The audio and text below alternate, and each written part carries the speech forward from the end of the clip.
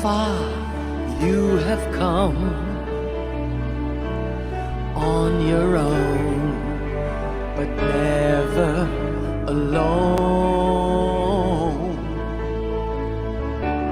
Through the rain and through the shine, here's your moment, it's your time. You stood tall and now you see, standing in your destiny. 100 women growing strong. 100 women where you belong. You stood tall and now you see, you have reached your destiny. Woman, woman.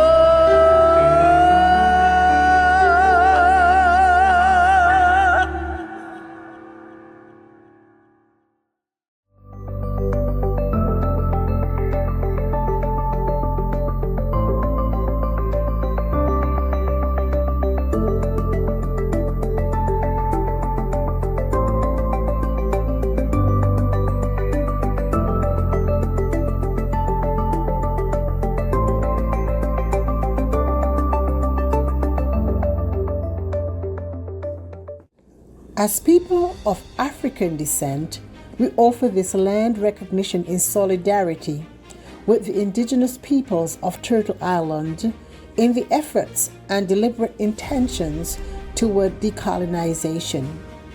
As people of African descent, we acknowledge the land of Turtle Island that sustains us, express deep gratitude to its indigenous peoples, and pledge to honor our dignity and divinity that ultimately connects us all. By Kay Johnson. Welcome to 100 ABC Fireside Chats. 100 Accomplished Black Canadian Women is a bold project initiated by co-authors and co-founders, the Honorable Dr. Jean Augustine, Dr. Denise O'Neill Green, and Donna Jones Simmons. Our mission is to celebrate and archive the professional accomplishments of trailblazing Black women from all across Canada. The goal is to create an ever-expanding database available for current and future generations via print media, public and private libraries, as well as our website, which is www.100abcwomen.ca. In addition to our fireside chats on topics that matter to our communities, such as education, healthcare, entertainment, creative arts, trade union, and so much more, we offer biennial book launching galas and biannual symposiums. The co-authors and co-founders would like to take this opportunity to thank each of you for attending today's fireside chat. We know that you will find these sessions educational and inspirational. So sit back, relax, and hear from our brilliant and talented honorees. Good day, everyone. My name is Olaiton Onyebonher, and before we get started, context matters. I would like to introduce myself. I am a polymath, an immigration consultant, travel counselor, multi-credentialed entrepreneur, an MBA holder with specialization in entrepreneurship and technology management. I'm a two-time founder for profit, visionary founder and board chair and director at the Black Business and Professional Network, Inc., and the founder of Seventh Laurel Immigration Consulting, where I help people navigate the most consequential transition of their lives, coming to Canada. I am also a graduate student and a research assistant at Brock University, because curiosity is a leadership competency. And so the reason we are here today, I'll start with the statistics. The Prosperity Project's 2024 report found that Black women hold less than 1% of corporate director seats in Canada, less than 1%. And that has consequences for who sets strategy, defines the risk, decide which community matters, and if that is the corporate reality, what does that mean for non-for-profit board, where decisions about food security, child welfare, Black mental health, and immigration settlement are made every day. Who are those people at this table? We're not here to talk about diversity as optics. We're here to talk about governance as power and what it means in 2026 to not just be invited to the table, but to build, shape, and when necessary, overturn it. These women on this board may have done countless times exactly things like that. We're going to move into the segment where I introduce our panelists to you. But before I bring them forward, I want to ground us in some context because personal stories you will hear today do not exist in vacuum. They exist in a system. In terms of corporate boards in Canada, non-for-profit, health leadership, international and humanitarian sector. Canada Bill C-25 amendments require publicly traded companies to disclose diversity data, but disclosure is not the same thing as change. Counting is not fixing it. We all know 1% of Black women hold less than hold the leadership board. In non-for-profit, I'm going to spotlight Imagine Canada. They have consistently shown that non-for-profit board skewed towards non-racialized, older and credential leadership in ways that exclude community leaders, particularly from Black and racialized community. Many Black-led organizations operate with underfunded boards. Strong mission, however, weak infrastructure, which oftentimes create a ceiling on growth and sustainability. These are not just abstract numbers. They describe the environment in which every woman you will hear from today has had to navigate. They've had to lead and redefine what leadership looks like. Now it's my genuine pleasure to introduce these 5 remarkable women joining us today. I'll start with Dr. Cynthia Maxwell on health and governance. Our first panelist is a physician, a professor, and a change maker within one of Canada's most complex systems, healthcare. Dr. Maxwell is a maternal fetal medicine specialist and professor of obstetrics and gynecology at the University of Toronto. She serves as the Vice President of Medical Affairs and System Transformation at Women's College Hospital, where clinical excellence meets institutional accountability. She co-leads NABL, the provincial network supporting Black medical learners, and the Black Reproductive Health Working Group, 2 initiatives that exist because she and her colleagues refuse to wait. She also serves on the board of directors of the Society of Obstetricians and Gynecologists of Canada. Welcome, Dr. Maxwell. Our second panelist brings academic rigor and deeply grounded community practice to this conversation. Adebola Adefioye is a PhD student whose research centers the lived experience of those navigating immigration and settlement system, not designed with them in mind. She is the founder and executive director of the Afro Women in Youth Foundation. And through Adebola Adefioye Consulting, she translates policy into practice and practice into impact. Adebola, you're welcome for today. I'm going to the next panelist. She leads with vision and deep community roots. She is Jerisha Grant-All. She's the founder and executive director of the New Market African Caribbean Canadian Association, leading initiatives in Black mental health, food security, youth empowerment, and racial equity across the York region. Her leadership is community-centered in the truest sense, not a phrase, but a practice. Jerisha, you are welcome. Our fourth panelist has spent over 2 decades at the forefront of humanitarian and non-for-profit leadership. Musu Taylor Lewis is the president and CEO of the Food for the Hungry Canada, FH Canada. She has served as chair of the Humanitarian Coalition's Management and Fundraising Committee on the Editorial Advisory Committee of the Philanthropist Journal, and as a co-chair of the Corporation Canada's Anti-Racist Corporation Task Force. In 2025, she joined the board of Corporation Canada, where she serves as chair of the membership committee. Musu, you are welcome. Our fifth panelist carries something very rare. Over 30 years of executive leadership held within an elder's commitment to ceremony, culture, and intergenerational accountability. Elder Janelle Skerritt is the owner of Adinkra Farm, building a sustainable future for people of African ancestry. A career spans regional director of UNICEF Ontario, vice president at the Neighborhood Group, and CEO of the York Region Children's Aid Society. As an elder, she now serves through ceremony, cultural grounding, and leadership training anchored in African centered values. Elder Skerritt, welcome and thank you everyone for being with us today.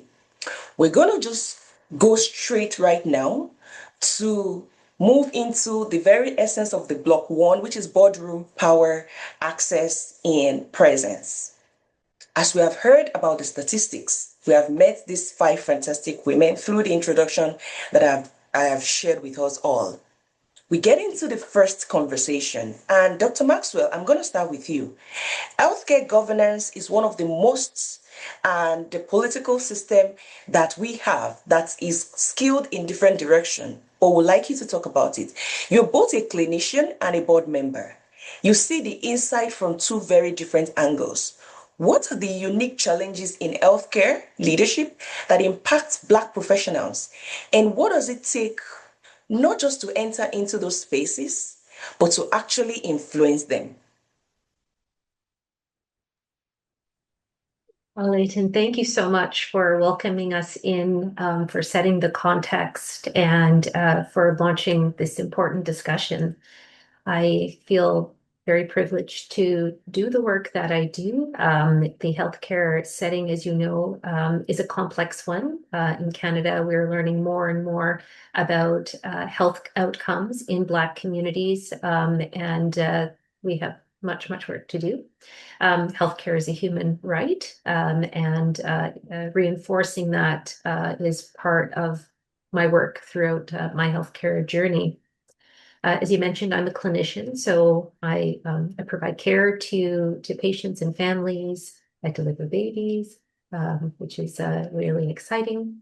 And I also am able to see the healthcare system from a leadership standpoint, as a hospital executive, in addition to participating in boards both within the hospital and outside the hospital for a national professional organization, the Society for Obstetricians and Gynecologists, so all in the not-for-profit sector.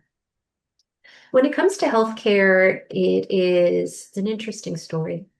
We know that in Canada, Black women in particular are overrepresented in the healthcare workforce, particularly in fields such as nursing. This does not hold true in other areas of the health system. So, for example, with physicians, so in medicine itself, Black people are quite underrepresented. And then I think it's a similar story. I'm sure we'll hear from the other areas, other industries as this conversation progresses. No surprise, in healthcare leadership, significant underrepresentation of Black women and gender diverse individuals as well, throughout the provinces, throughout Canada. And I think this is reflected in other jurisdictions as well. And so one of the things that I find interesting, challenging when it comes to my leadership roles, and particularly where we discuss topics like health equity and Black health in particular, is that I'm part of the community. I am part of the Black communities that we are discussing, and many of us will have lived experience as we confront the issues that are being discussed. And sometimes that is difficult as a leader to sort of to situate oneself in somewhat of a neutral position, because one needs to be representative of all people while you are part of a community and talking about real issues that may very well have affected yourself, your parents, your ancestors. And so I often find there is sort of the dialogue that is happening in real time, and then the dialogue that's going on internally in my head as I process all of those lived experience moments as we discuss some of the challenges.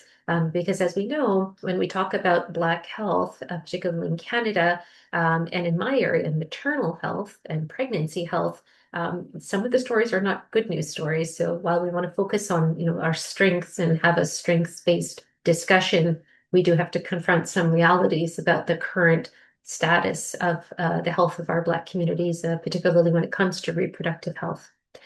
So that's some context. And then I think it would be great to focus on some data, some real numbers that are really guiding the conversation around leadership in healthcare.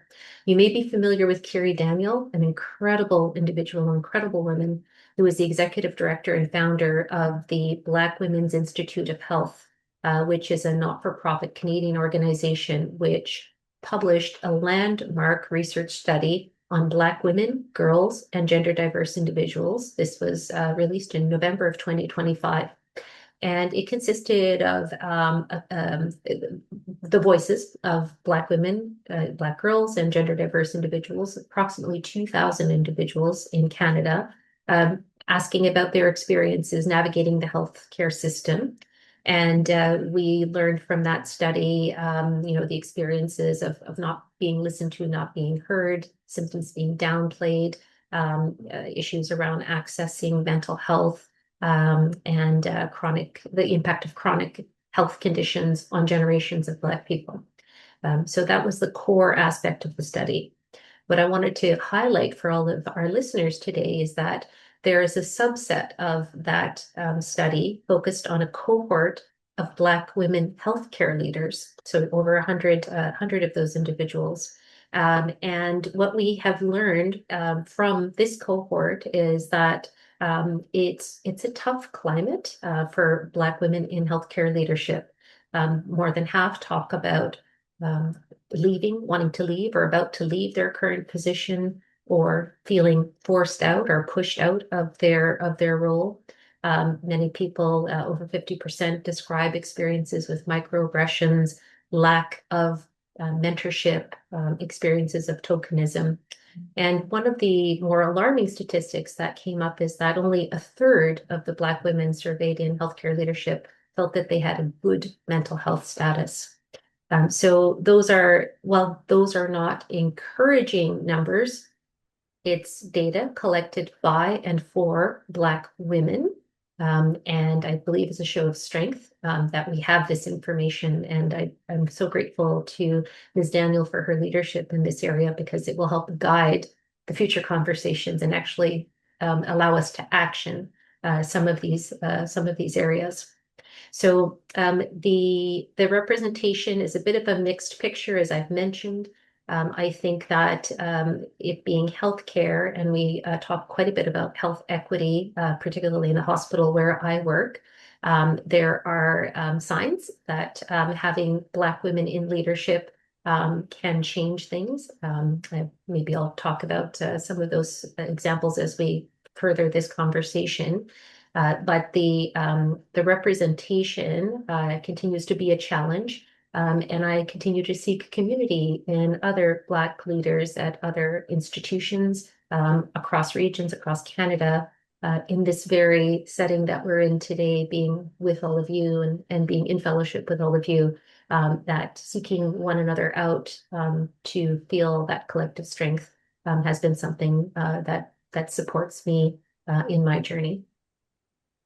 Thank you so much, Dr. Maxwell. Thanks for sharing. And you've actually pointed into the direction of the follow-up questions I was going to ask you about, representation. And thanks for sharing that. And I know that as we progress and proceed with other conversations, some information, nuggets, and experiences and perspective will move us into learning more into what you do and what challenges we face.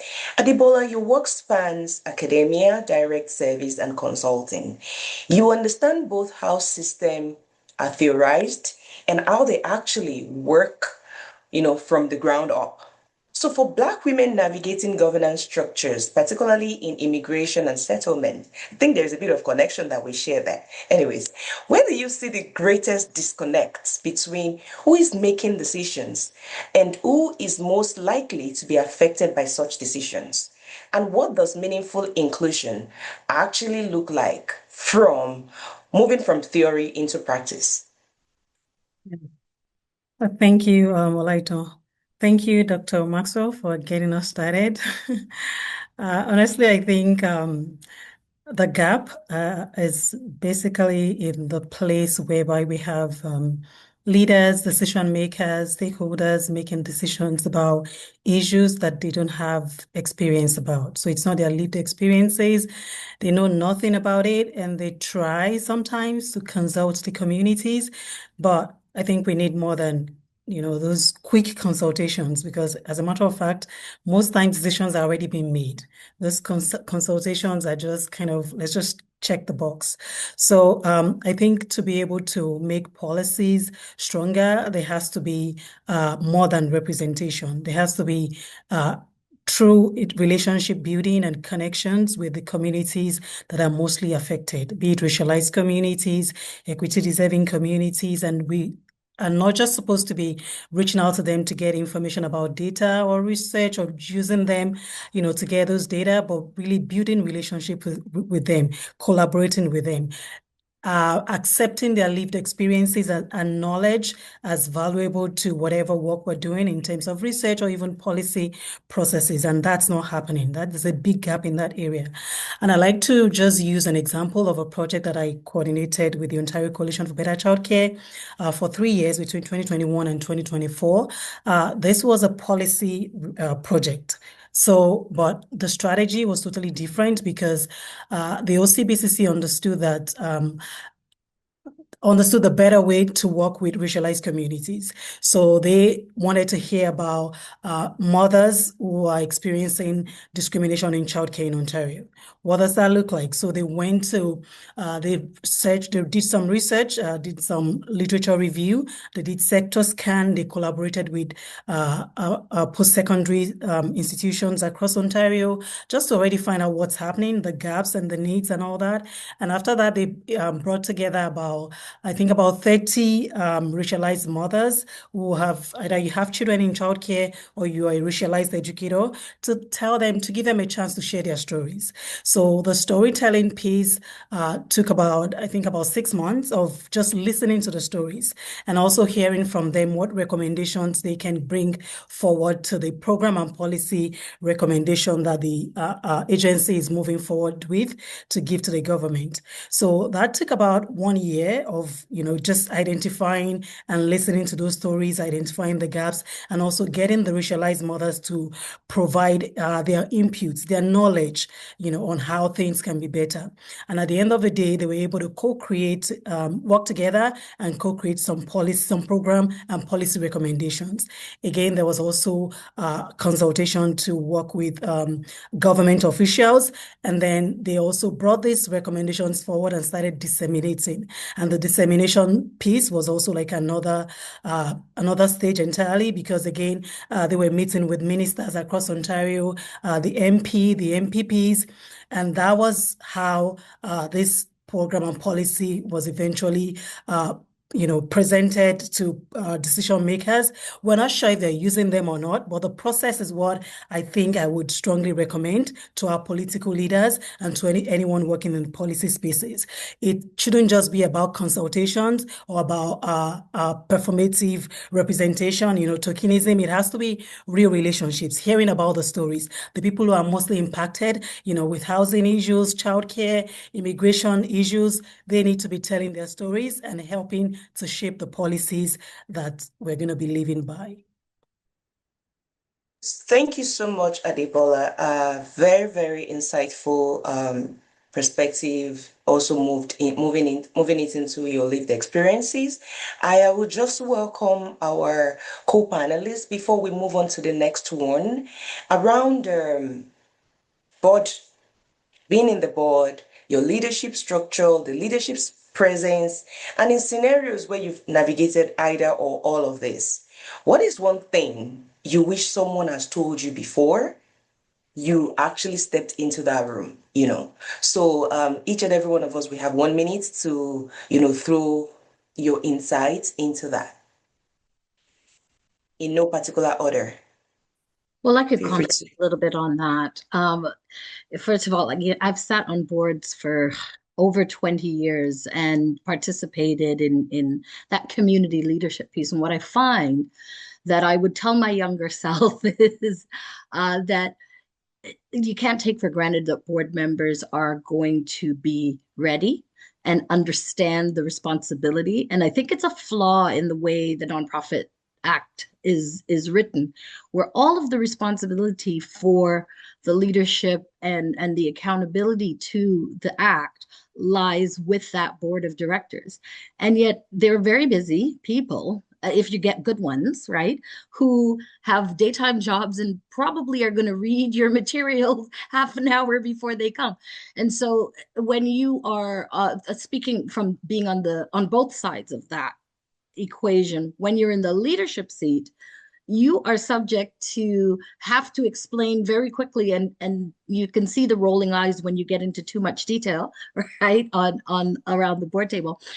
And then as a board member, you can't help but you have to make these critical decisions that are financial, that are strategic, and you can only hope to be well informed enough. So it's there, something's got to give in the way, and I think maybe compensating people for that work might be a good solution at every level of the structure. I am complete. You, Elder Janelle, you just summarized a lived experience of a non-for-profit right now at this critical time frame of their lives where they are struggling with that. So, lived experience, spot on. Thanks for sharing. Who's going next? I would just like to say, just to build on what Elder Janelle has just said. Hi, good afternoon, everybody. I think we should not neglect the importance of board education, not just the functions of boards. I think a lot of people, in myself included, I've been on boards. You join a board because you're excited about the cause, or you're working with board members who love the organization that you're leading. And yet, the function of a board is not clear to the people who are serving on boards.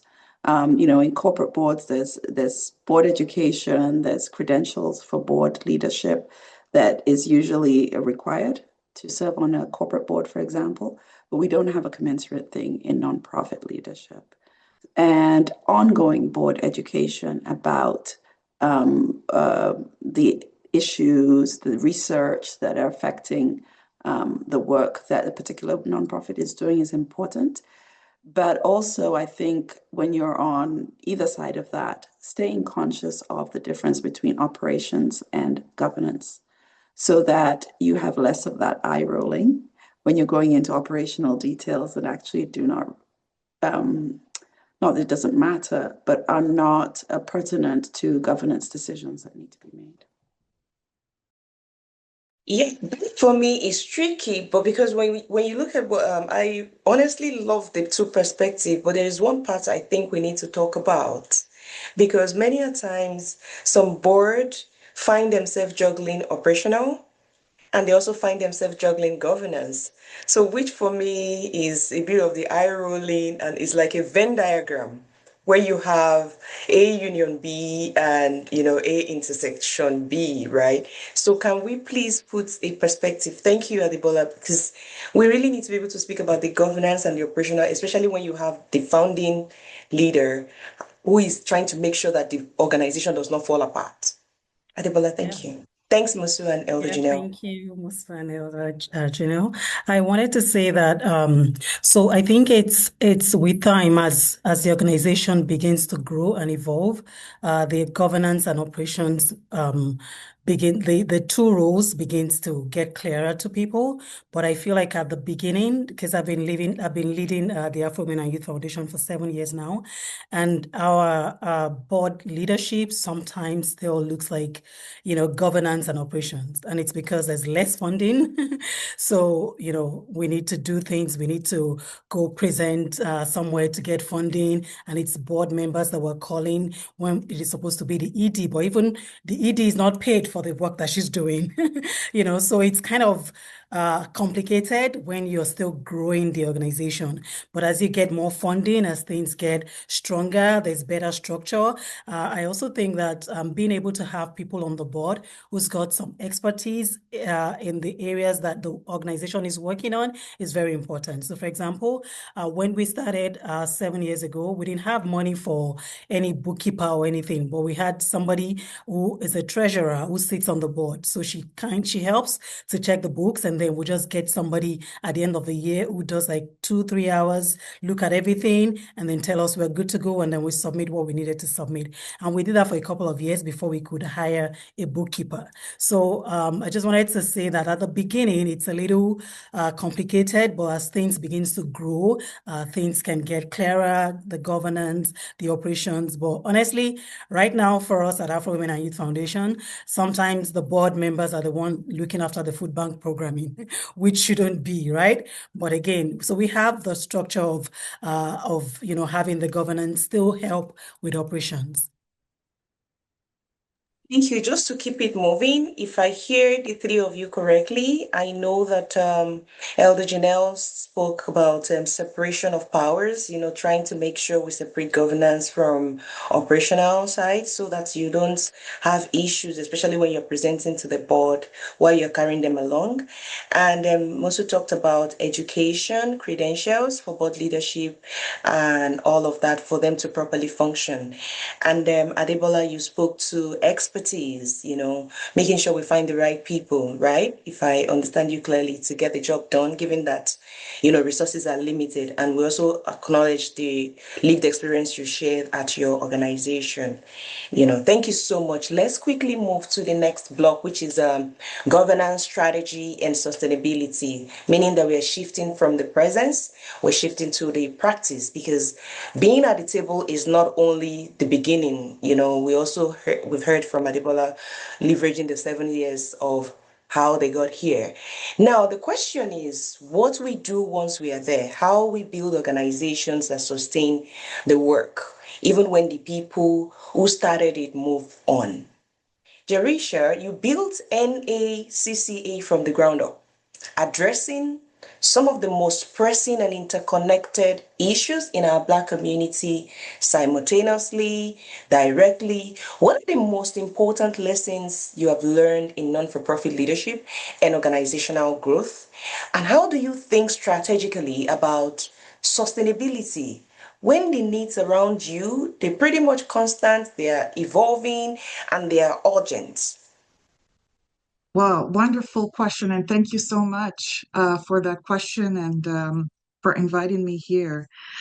I couldn't help but think as I was listening to my colleagues there, what struck me when I came up on this call-in of building NACA from the ground up is the prominence of Black women on Black women leadership in the nonprofit sector and also at the grassroots level. I came to realize that really and truly, Black women are the ones really holding the sky up. And that struck me when I got into this work. And so therefore, one of the most important lessons as we were listening and we were hearing about the importance of structure as we grow, I learned very quickly that passion alone is not enough to sustain impact, to sustain the work. So we may start this work with passion, but as we grow, as Adebola mentioned, we need that structure, we need that strategy, we need relationships, we need to build community trust. And so that over time, that sustainability is built on those pillars. And another interesting thing that I've learned over the years is this balancing act, and we've heard about that a little bit earlier.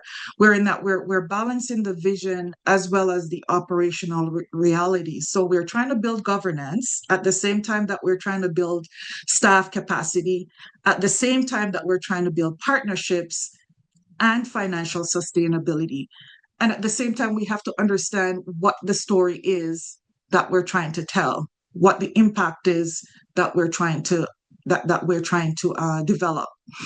And so all of this is happening at the same time that you're trying to build out that mission and get everyone to believe in that shared vision. Interestingly enough, alongside all of that, you're advocating. You're advocating for your mission. You're advocating for the sustainability of the organization. And also we're learning that our community is not one-dimensional. So as a grassroots, Black serving, Black mandated organization, we say B3, we realize that, for example, other organizations, let's say the food bank, can focus on food. But when we get into this work of community work, we realize very quickly that you start off with maybe serving seniors or youth, but then you quickly realize that these issues are interconnected with mental health, with housing stability, economic opportunities, belonging, and broader systemic inequities. So then strategic leadership now becomes, you have to start to ask yourself questions about, okay, well, is this just about programs, or is it? So we have to start to change the way that we think about how we're building, so that we're building ecosystems for long-term impact. At the same time, we have to begin to understand that our communities are not just about struggles. It's not about, crisis. It's building on the resilience, the strength, thinking about innovation, also leaning on all of those strengths as we navigate the realities, the social realities of the nonprofit sector. Another key lesson along the way is that it's so important for us to understand that building that sustainable leadership is not about carrying everything alone. So many of us, we begin wearing multiple hats. We just heard from our other panelists talking about the multiple hats that they wear. But the long-term wise, we have to develop an environment where we're creating conditions where others can contribute, lead, and thrive in the vision of the organization as well. So as a Black woman leader, I believe leadership also requires a lot of courage. It requires a lot of care, a lot of waking up and just challenging inequities and advocating for resources. And that also means positioning the organization for long-term success, long-term partnerships, looking at building out our operational capacity, diversifying our funding stream. So ultimately, sustainability is built through, how are we able to adapt? So are we able to build collaboration with others? One of the things we do at NACA is we've built a collaborative partnership relationship with 4 other B3 organizations, and we're able to move forward and speak to funders and say, hey, this is the work that we're doing together, and this is the problem that we're helping you to solve. So the goal is not just to deliver programs, but how is it that we're going to build strong community-rooted organizations that are capable of evolving and creating lasting impact for generations to come. Thank you so much, Jerisha. I will just circle back to Dr. Maxwell or Adebola for a follow-up on that in terms of how do you protect the mission of that organization when funders are literally, putting us in the space where they want you, or they're literally implying that we should narrow the focus. Any thoughts from a co-panelist there? Anybody, in no particular order. Yeah, I can go. So I think we were at a point last year where we were not even sure if we're going to still be existing as a nonprofit because we didn't have funding anymore. We were going to lose our community space. We were using a 2-unit space. We had to change to 1 because we couldn't continue to pay the rent. However, as the founder and executive director, I knew that the work that we're doing is very important and it should continue, even though we were not getting the money that we wanted to get. So one innovative thing that we did was to consider fundraising. So we had never done fundraising. It was always writing grants and having those funding and grants, but we explored fundraising, and that helped us to get our rent for the first 6 months. So we knew that, okay, we're still good for 6 months. And the moment we're able to get that, we were able to speak to some other funders about staff salaries, and we got some money again. Again, we brought back 2 people who continued to work. And this year we're at a point where we're beginning to consider asking for payment for some of our programming. So we have a sewing program that we do, sewing, hairdressing, cooking, and all that. And it's all been free for, the years that we've been running them. But right now we want to begin to charge a little amount of money for the sewing classes, and also open it up to the community, not just the Black people alone, because there are other people who wants to learn about sewing. So why don't you just come to the community center, pay some amount, and get the basic sewing skill, and then that helps us to keep paying our rent. So again, it's all about innovation. It's about reassessing the programming and saying, what does collaboration look like in our community. Another challenge I find is that sometimes Black-led organizations don't want to collaborate because everybody thinks that, okay, I want to go get my own money. I want to go especially, so it becomes very difficult, especially if you're the first person in the space. Other people think that it's easy for you getting the money, and they want to get the money that you're getting. So they're coming not to collaborate with you sometimes, they're coming with the energy of, oh, I just want to compete. And that makes it complicated. But I just wish and hope and pray, for a future where we all can collaborate and work together and see the bigger picture and not the scarcity mindset. Thanks for that loaded feedback information. And I'm going to go into the comment section. I'm reading from one of our dedicated, participants. I've seen her when I was also a panelist. I'm seeing her again, Sylvia. She wrote something. She said, it can be challenging to find the balance of holding your authentic lived experience space and holding your positional leadership. Let us sit with that. She also wrote and said, I am looking at Black women's leadership and musing about how we can be leading from our own grounding and support each other. That speaks to what Adebola just said, right? Our leadership, our community. How do we move from, oh, this person is getting the money, I'm going to start by being a competitor rather than a collaborator? I want to throw this back to Jerisha because I still want you to build on the layer of what you've shared from all the work you've done, your role in NACA, and how can you talk about briefly how we support one another.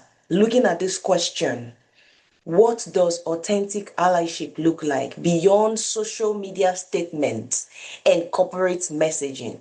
Everything takes us back to you, Jerisha. Yes, I think this is an interesting question. And as I think through it, and I've mentioned earlier that we have come to the realization here in York Region through the partnerships that we have formed with other B3 organizations. There's five of us in this collective, and it didn't happen overnight. Number one, it took, I want to say, maybe 4 or 5 years for us to come into the room together. And it's very, very much grounded in this African centered proverb that says, if you want to go far, go together. If you want to go fast, go alone. And we all 5 organizations really took that saying and grounded ourselves in that and came to an understanding that, hey, you know what, we're stronger together. So this collaboration that we're talking about, the competitiveness is real. Let's talk about the elephant in the room. It is real, but it does not have to be this way, right? And we've proven that by doing this work, so that we're funded as we're government funded as a collective, doing this work, focusing on holistically on Black youth achievement, mental health, and well-being in York Region. So we're funded as a collective, but we're also sharing amongst ourselves, the knowledge, the wisdom, some of us who have been in the space for longer. So you find that there's an interesting transfer of knowledge that happens in the room when we come together. And I think it's very powerful. So it is happening in terms of this collaboration work that we're talking about. One of the one important thing that I do want to highlight is that I think the first thing is understanding that funding should not the funding that we receive essentially should be supporting our mission, not redefining it. So funders are going to come with their own priorities, their own outcomes that they want, us to focus on. And the idea is not to move away from accountability, but to embrace it. But community groups, we often see the full human experience in ways that systems and funding structures often do not. And so at the same time, I think that strategically, we're not rejecting the layers and the frameworks that they're using, but we're learning to align opportunities with our values, and to how can we shape our language, reframe our language to better inform the realities, the community realities, and then put that back to funders. So we're going with the proposal, not just receiving whatever it is that they're offering. And one last thing I want to add is the importance of just diversifying. Adebola spoke about fundraising. There's so many different ways that we can do that.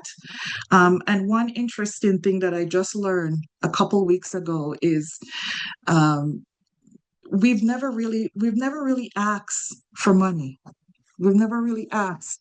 And so we're just learning now. There are people within our network, within our circle. We got a phone call. Someone says, hey, I'd like to donate $3,000 to your scholarship program. Another person says, hey, I want to add another $10,000. But we didn't ask. So the power of what if we start to ask, and that's fundraising. Wow, that's powerful. Thank you so much for opening our eyes to see opportunity beyond just waiting for grants, for funding, because you're so right. We need to stand true to our objects, the purpose, the reason for our existence. And when financial pressure is moving us into a direction where it's conflicting, we need to start looking inward to start innovating, And for me, that's also the concept of social entrepreneurship and social innovation. So thanks for lending your voice. I have two lead speaker on this segment, and that is Dr. Maxwell and Musu, as well as Adebola. But a follow-up question will be going to Elder Jeanette. Please, I just wanted to get you to warm up. Okay, Musu, you have led at the intersection of humanitarian work, governance, and anti-racist accountability. Spaces where the gap between the stated values, the actual practice can be significant if not properly managed. What does it take to hold an organization, even an entire sector, accountable to equity commitments that goes beyond the language of strategic planning? And how do you lead through such tension without losing people? Right. That's a great question. I'll draw from my experience that you refer to co-chairing the task force on about accountability for anti-racism for the international cooperation sector, so humanitarian and international development. And I would say three things come to mind for me in terms of what it takes is, one, you need community. Nobody can lead that kind of systemic, structural, widespread change on their own. I'm really pleased that my role was as co-chair, not as chair. And so right in terms of the leadership structure, it spoke to collaboration. And the community that we had was that task force on accountability, which was a coalition. I'm going to call it sort of a coalition of the willing. People who came to the table like myself. I had not done anti-racism work to that point. I came with my lived experience. I came with conviction and passion.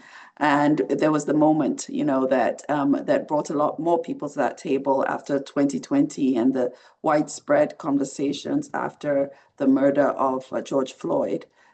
So we had the right moment. We had a great coalition of willing people, diverse coalition of willing that formed community that made it possible for us to start to hold the sector accountable.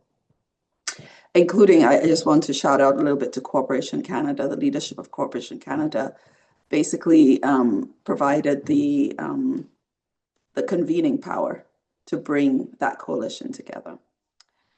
I'd say also it takes some humility. We all come when we're in that mode, we really, really want to see change. But maybe better than humility, the language would be willingness to listen. When we're seeing injustice or inequity and the impact it has on members of our community, I think somebody referred to our mothers and our ancestors having been impacted by things, we come sometimes with impatience. And in order to actually make the kind of difference that will bring change to something that has been going on for decades, centuries in some case, you need to be willing to listen. You need to be willing to hear and understand what the barriers are to change, the fears are that are stopping people from change. I talk often about in the international development sector, myself included, we're invested in the way things have been done right now. We're educated for this system and for these structures. And so myself and my coworkers come to this work as professionals and experts. And is that the best way to do this work? We have to be willing to question that ourselves, and we have to be willing to listen to perspectives from everybody who's impacted. That includes the people we serve and the people who are serving, right? Because they are part of that structure and that system. And I think out of that listening, out of that willingness to hold and hear, then you can develop practical, clear action steps that you could hold people accountable to following through with.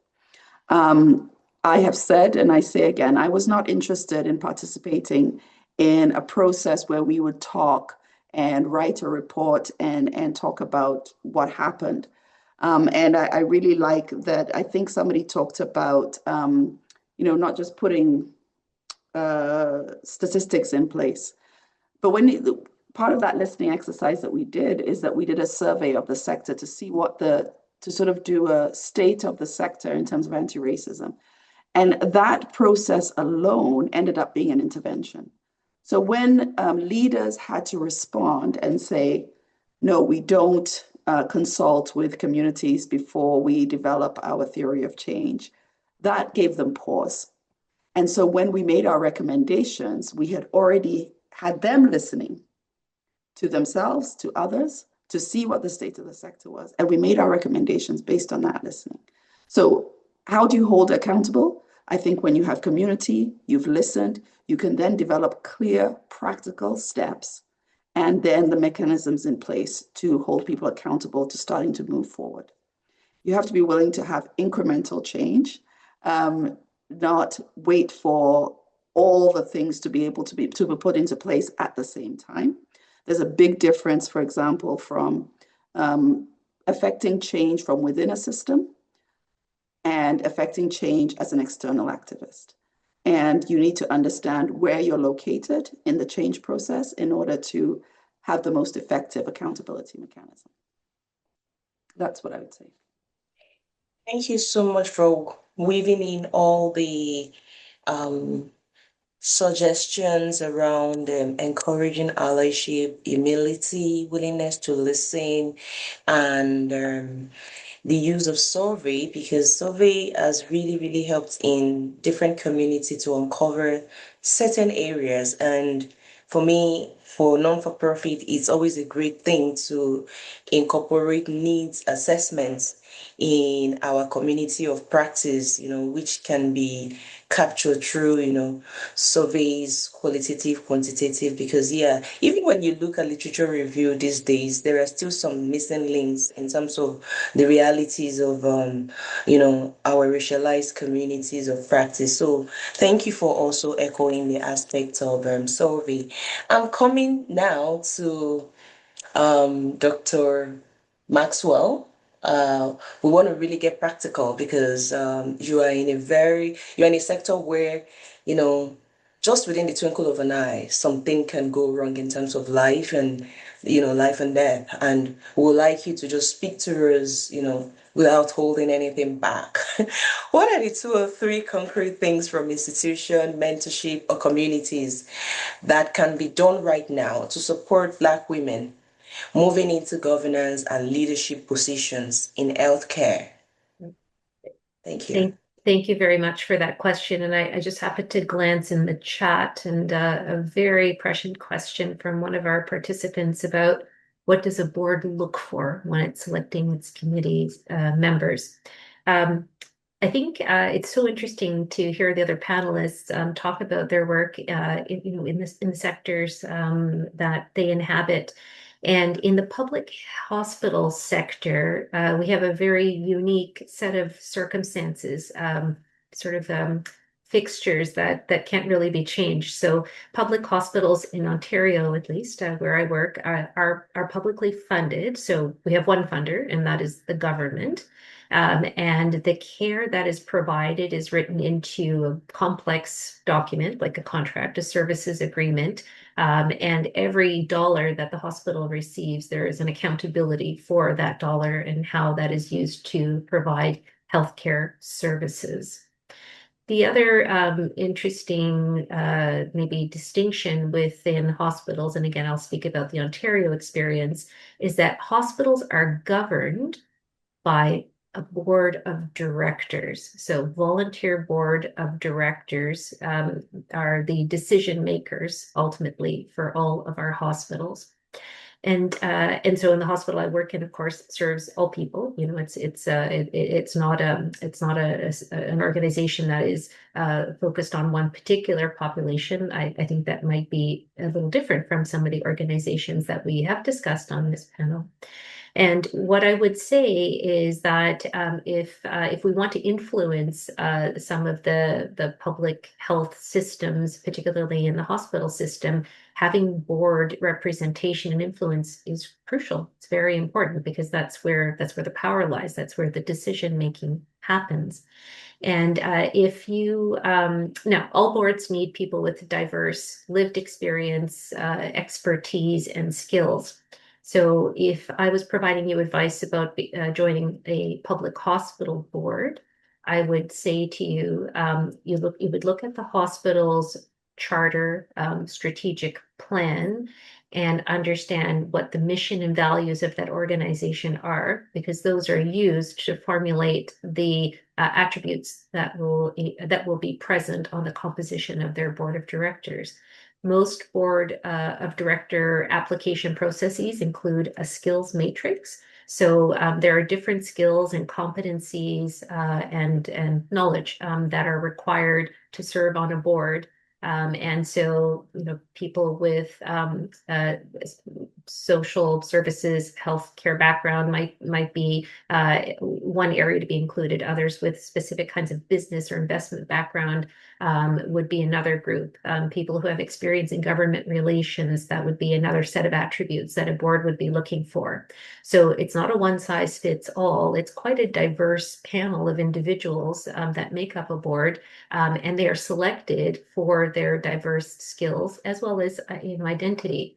And so at a hospital like the one I work for, which is very much focused on women's health and health equity, that representation and diversity of skills is important, but also of diverse identities.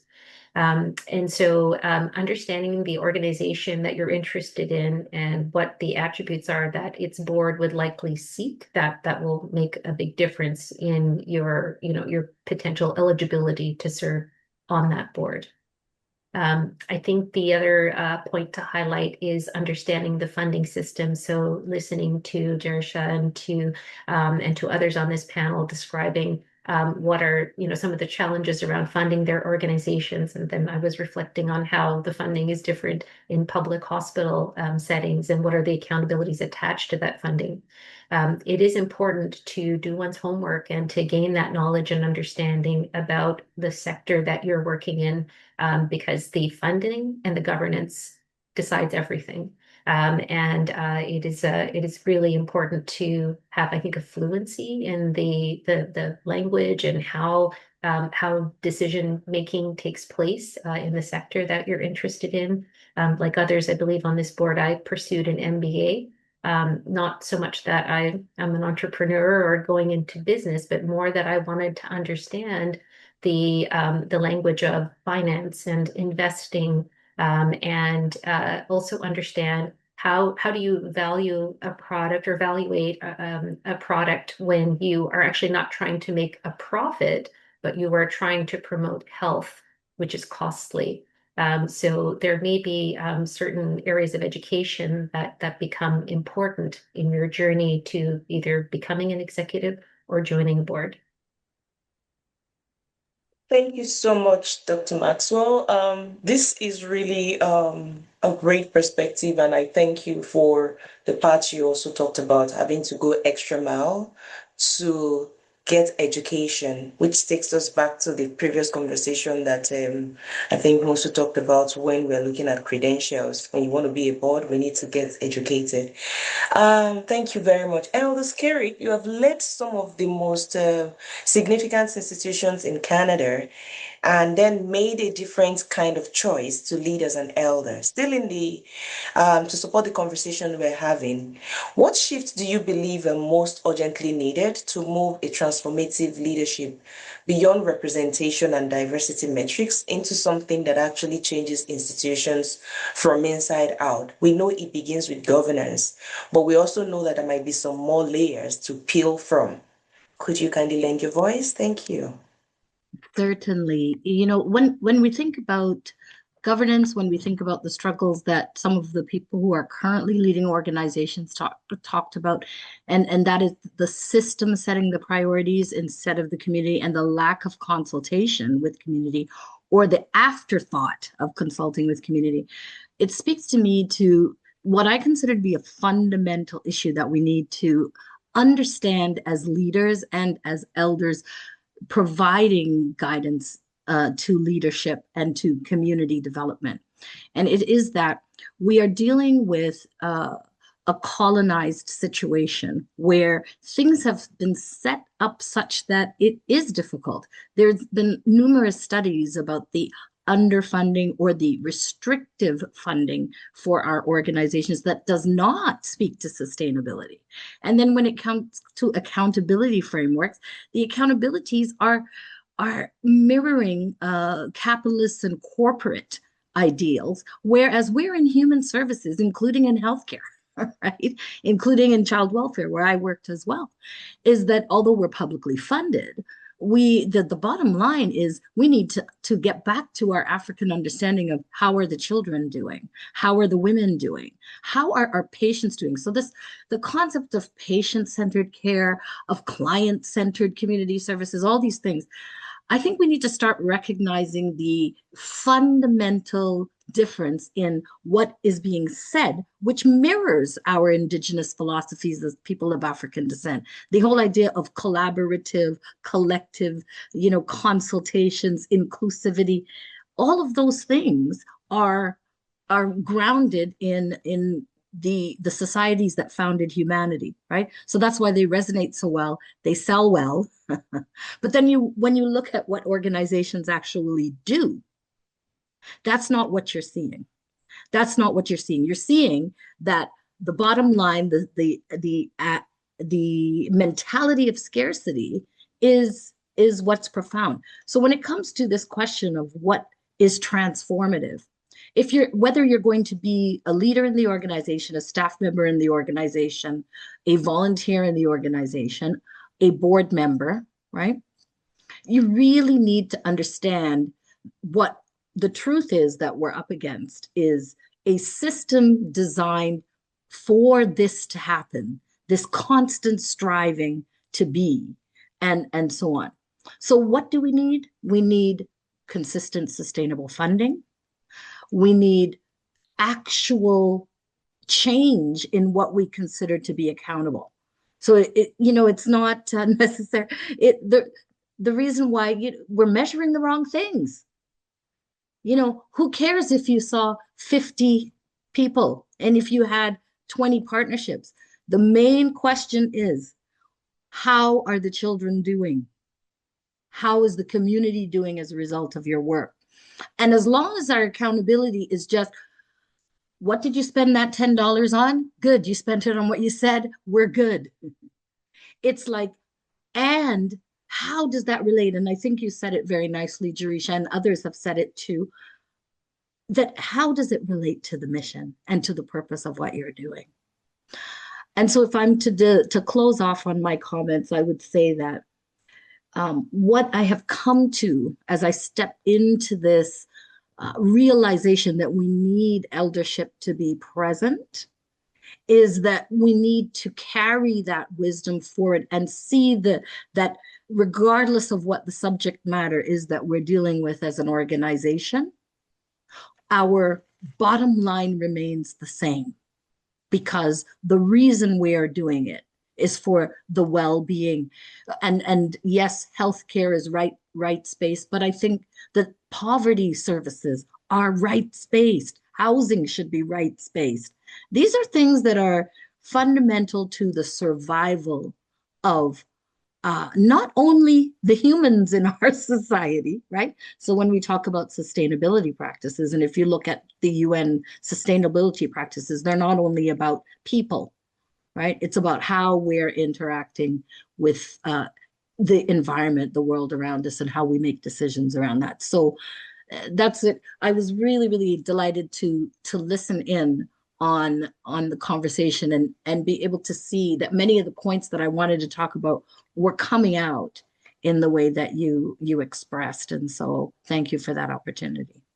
Thank you so much. In the interest of time, we're really running behind schedule, but I want to quickly put a bit of spotlight and reflection on one last core of this conversation, which is on legacy, the wisdom of elders, and the road ahead. And I'm still coming back to Elder Janelle, because we've talked about access, we've talked about governance, strategy, and all that needs to be talked about: funding, humility, strategy, collaboration. We want to look at what's the kind of leadership that people would hardly talk about, but I believe is transformative, is the kind that outlasts whatever legacy we're building and the people who started it. So I want to ask two questions to Elder Jeanette. 2 minutes, please. One minute. In many African traditions, elders are not simply older, right? They're not older people. They just carry wisdom, memory, and moral guidance. What does it mean to be an elder? Because that's the title we have for you, not as a former executive, not as a consultant, but as an elder. How has that shift changed what you offer, your conversation, how you bring people together? And how do you leave that legacy in Andikrant Farm, not just for organizations, but for the next generation? You have the 2 minutes together so that we can go back to all the other panel. Thank you.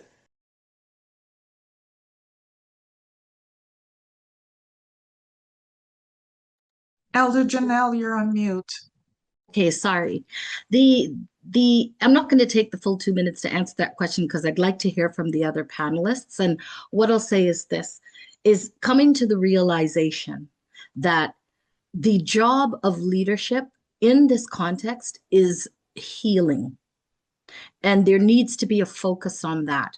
And we need to ask the question about the impact that I mentioned before. Are we really making a difference? And if we focus on that and not get distracted by the other things, by the credentialism and by all of those things, because some of the best and most effective community leaders I've ever met actually don't have doctorates and MBAs and years of experience leading.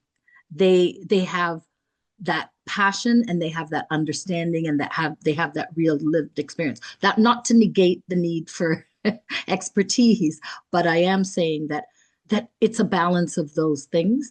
And so I think a healing focus is really the bottom line when it comes to what leadership may look like for future generations.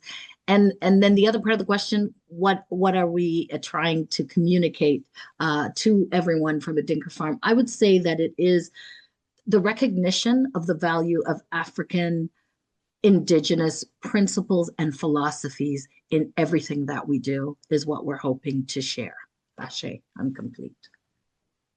Thank you so much. Now, throwing this back to every one of us on this panel, I know that each one of you is building something very impactful, meaningful, with the hope that it will outlast you.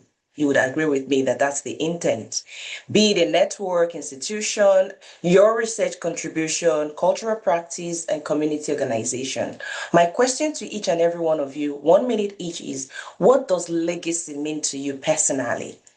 And what do you want the next generation of Black women in leadership to know, to embody, to carry forward? And what is that thing that they should not accept? We've always been hearing, don't settle for less. I know there might be more things you want to tell us. Thank you. Anybody can start and open the floor. 1 minute. All right, I'll get started. I think holding each other up, uplifting those around us, that collectivism, I think is so important in our leadership. I'm interested, so I think we will be judged by how well we mentor and support the next generation of leaders. And I know that's a lot of responsibility for all of the panelists on this call, as well as our other amazing Black women leaders out there. However, we have answered a call to leadership, so, heavy is the crown. And so I'm interested in systemic approaches to leadership. So I do want to lead mentorship, with many students and learners and colleagues, as I'm sure you all do. And I'd like to see that that process become, systemic at the provincial or national level. I will give one example. The organization that I work with, called Enable, is a group that seeks to sustain and nurture medical learners. We found about 10 years ago that we had almost no Black people in medical school. And then, we started to have a few Black doctors graduating, but then there were attrition rates that were high and unhappiness and mental health challenges and all these other things that were affecting our learners. So the network to support Black medical learners is meant to help create a collective resilience and to support those individuals. And I think that we need that in the Black leadership, something like that in the Black leadership sphere as well. Thank you so much. Musu, please. Thank you. In terms of legacy, there's two things that come to mind. I think it is true that we want to get away from simply counting presence, but I want to advocate for the importance of presence as a legacy. Just by being in certain spaces, in certain tables, in certain rooms, you change the conversation. And so if I was going to leave something with younger leaders, it would be that be present, show up, say yes to opportunities to lead that are presented to you. Years ago, I was involved in a focus group and facilitation with young leaders. And the number one reason people ended up in their leadership positions is because somebody asked them to lead. And so when you're asked, consider carefully the opportunity to say yes and to have a presence in places that your presence will make a difference. And I can tell stories after stories of just being in a room changes the nature of the conversation, especially in rooms where it's not typical to see a Black woman or a woman of African descent. It changes the conversation just by presence. And the second thing I would say is courage. There's no leader that has not done something afraid. You've heard a story from Adebola today about being at the cusp of seeing her organization she founded close down. I'm sure every leader that you would ever come across has a story that is scary. They got to a place where it was scary. But leadership takes courage. And so that courage itself, the word courage implies fear, implies danger. And so the presence of danger, the presence of fear itself is not a reason not to pursue what it is that you have on your heart to do, or the passions that you want to pursue. And so courage and presence, those things will take you much further than you can ever imagine. And do it in community. Okay. That will make sure that you build a legacy that's worth building. Thank you so much. Adibola, 1 minute, please. 60 seconds. Thank I think you. I'm just gonna sound like I'm repeating what Musa said, because I was gonna talk about, just showing up and advocating for yourself and other people. And I like to use an example. When I was in school, I'm still in school, but when I was taking my undergrad and master's, and even when I took my diploma program, I didn't have any Black professor at the college, and I was just wondering why we didn't have that representation.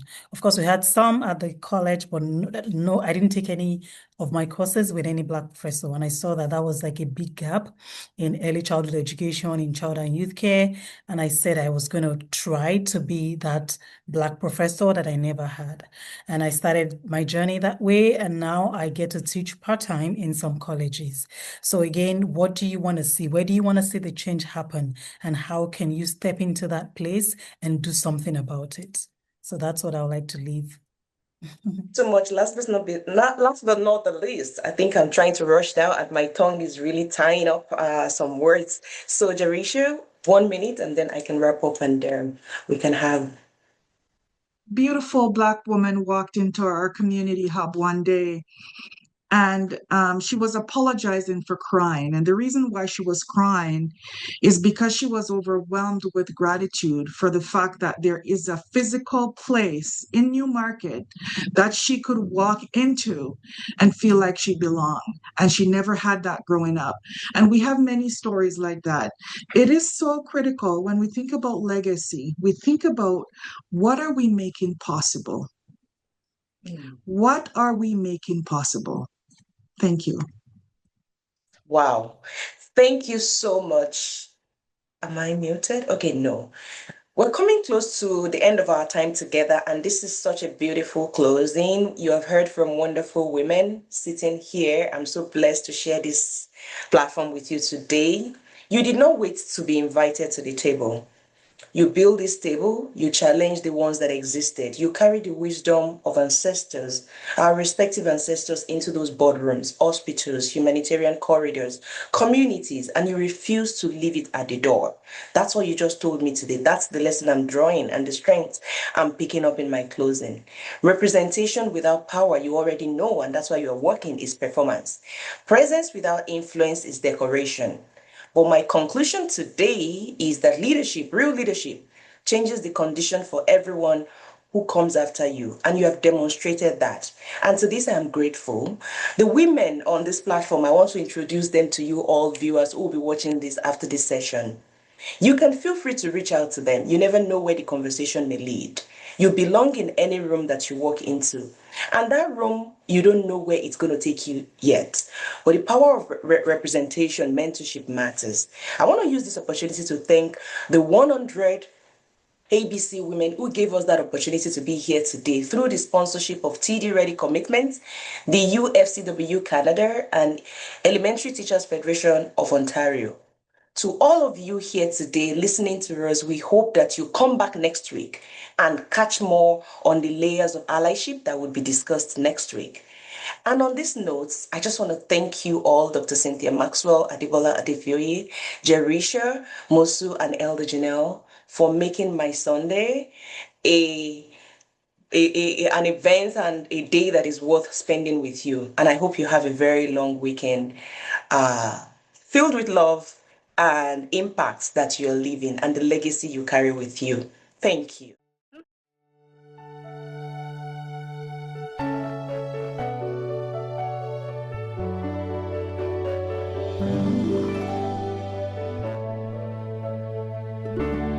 Look how far you have come on your own. but never alone. Through the rain and through the shine, here's your moment, it's your time. You stood tall and now you see, standing in your destiny.